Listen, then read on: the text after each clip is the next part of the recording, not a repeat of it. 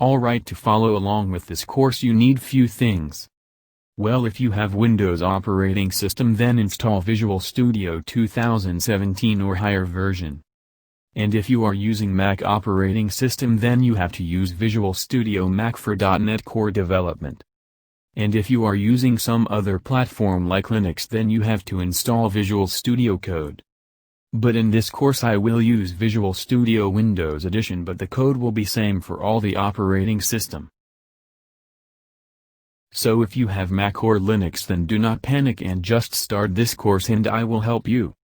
Although this course covers the beginner, intermediate and advanced level programmers, a knowledge of C# is must for this course, because if you do not have C# knowledge, then it is really difficult for you to pick the .NET Core Web API concepts. Now let's start learning.